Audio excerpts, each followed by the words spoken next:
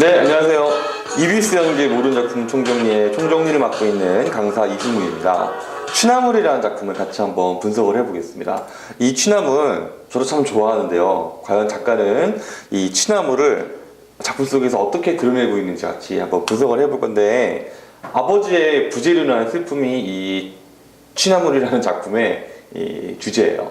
근데 이 취나물을 바라보는 어머니와 아들의 태도가 상반되어 있습니다. 그거를 통해서 각각의 정서가 드러나는 그런 작품인데요. 본문을 보면은요. 자, 아버지 산소에 다녀오신 어머니는 고사리와 취나물을 잔뜩 뜯어 오셨어요. 라고 지금 보면은 여러분이 이제 해요체, 뭐 하십시오체 이런 경어체를 아마 배웠을 텐데요.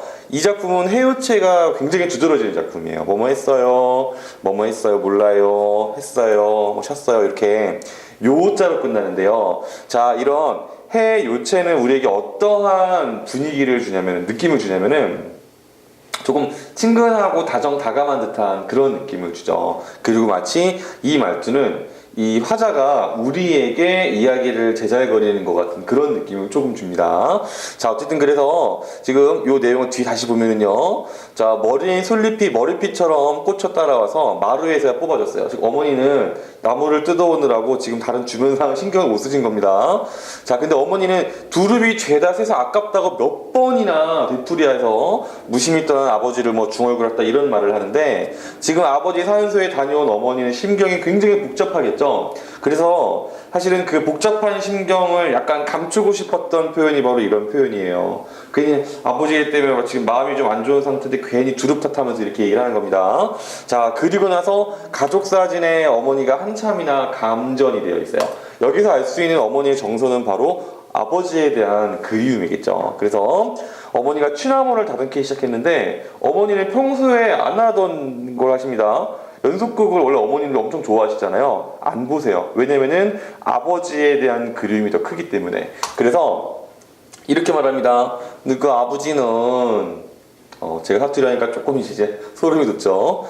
서울 사람이라 사투리를 못 씁니다. 자, 너그 아버지는 점점점 이렇게 요 부분은 보세요. 말투가 다른 거 알 수 있죠. 뭐뭐어요, 뭐뭐어요는 이거는 다 이 표준어로 우리에게 해요체로 들려주는 말이고, 요 부분은 대화를 그냥 직접 옮겨 놓은 거예요. 사투리 씁니다. 봐 보세요. 너그 아버지는 취나물을 별시랍게 좋아하셨는데, 엄마가 얘기하니까 나는요 막 그렇게 취나물을 모터로 뜯어 이렇게 약간 이제 반발을 하는 그런 말투인데, 자, 이렇게 대화를 직접 인용해서 그때 대화를 나누는 그 상황을 실감나게 보여주고요. 특히 이런 점점점점점점을 통해서 이 어머니의 어떤 그리움에 빠져있는 어머니의 어떤 정서, 그리고 여운 이런 거를 조금 느낄 수가 있습니다. 근데 어머니는 취나물을요 다른 때보다 굉장히 천천히 다듬습니다. 근데 뭐라고 했냐면 아버지가 취나물을 좋아했다고 했죠. 즉 취나물을 다듬는 그 기간 동안 계속 그 아버지에 대한 생각을 할 수 있으니까 일부러 천천히 다듬는 거예요. 아버지를 조금 더 그리워하고 좀 더 생각하려고. 어머니가 갑자기 훌쩍거리는데 그럼 당연히 아들 입장에서 화가 좀 나죠. 아니 왜 이러냐고 막 이러면서. 저는 이 상황이 이해가 됩니다만 어쨌든. 자, 그래서 어머니가 미워서 방을 나갔대요. 근데 사실은 정말로 미운 게 아니라 취나물 얘기를 하니까 자기도 아버지가 보고 싶은 거죠. 그래서 그거를 부정하려고 이렇게 얘기를 하는 거예요. 반어적인 표현입니다. 사실은 나도 울 뻔했어요. 이 보면 알 수가 있죠. 자, 그리고 다짐합니다. 내일 아침상에 올라올 취나물은 철어도 안 볼 거라고요. 별들도 이를 악물고 견디고 있습니다.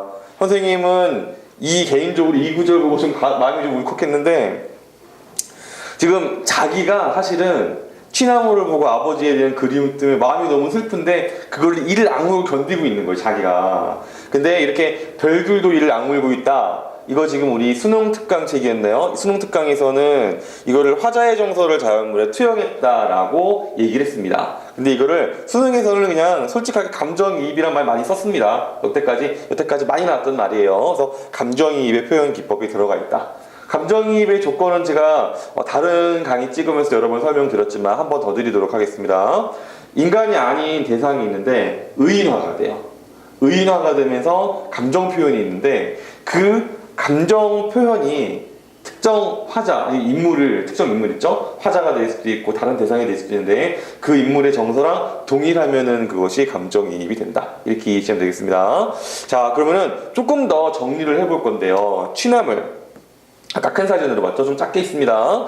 이 취나물에 대한 상반된 태도를 정리해 볼 건데요. 어머니는요, 일부러 천천히 다듬고요. 나는 취나물을 외면하라고 하는 이유가 어머니는 아버지를 오래오래 추억하고 싶어 하고 나는 슬픔을 견디려 하기 때문에 이 차이를 통해서 우리에게 왠지 모를 울컥한 그런 감정을 느끼게 할 수 있는 것 같습니다. 자, 그러면 이제 취나물의 의미는요. 자, 지금 아까 제가 설명했으니까 넘어가도록 하죠. 이 부분은요. 이것도 넘어가겠습니다.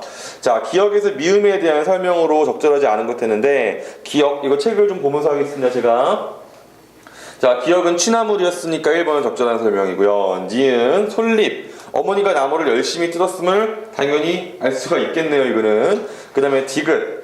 자, 감전되어 있다. 아버지 생각에 빠져 있는 것도 맞죠. 자, 그 다음에 리을. 연속극을 봤다, 보지 않으셨다. 평소와 다른 거 우리가 내용상 확인할 수 있죠. 그 다음에 미음, 이 방은요. 자, 화자는 슬픔을 지금 표출하는 게 아니라 참고요. 그리고 그거를 또 다른 대상에게 돌려서 표현을 하고 있죠. 정답은 그래서 5번입니다. 지금 이쪽 문제를 보시면 알겠지만 최근의 문제들은 시 해석을 굉장히 잘해야 돼요. 내용을 그대로 물어보는 경우가 많기 때문에. 그래서 이 작품도 내용을 좀 잘 이해했으면 좋겠어요. 자, 그 다음에 이제 50번. 이 시를 쓰기 전에 작가가 하는 생각이라는데요. 반영되지 않은 것을 골라보라 그랬습니다. 자, 일단 A는 맞는지 틀린지 보죠. 어머니와의 갈등이 해소된다. 해소가 안 되는 걸로 나와 있죠, 그죠? 그러니까 일단 A가 들어가겠고요. B, 화자의 심리를 자연물에 투영했다. 이거는 맞는 설명이네요. 아이고, 이게 이제 적절하지 않은 거니까 A고요. 자, 이 B는 이거는 자연물에 투영해야겠다. 이거 맞는 설명이죠. 근데 잘못된 걸 고르는 거니까 B는 아닙니다. 그 다음에 C, 대화를 인용해서 화자에 대한 불편한 감정을 드러내야겠구나. 자, 대화가 인용되어 있습니다. 인용되어 있는데 화자에 대한 어머니의 불편한 감정은 반대죠. 어머니에 대한 화자의 불편한 감정을 드러내야겠다라고 맞죠? 잘못됐으니까 이거는 이제 고르면 되겠네요. 그 다음에 D, 방언을 사용하는 어머니 맞는 설명. 시적 상황은 실감나게 제시가 되고 있죠. 그러니까 D가 적절하니까 하면 안 됩니다. A랑 C에서 정답은 2번이 되겠습니다. 자, 그래서 취나물이라는 작품을 같이 한번 정리해 봤고요. 자, 여러분 또 EBS 모든 작품 총정리 함께하고 있는 강사 이승우였고요. 여러분들의 수능 만점을 기원하도록 하겠습니다. 여러분 화이팅!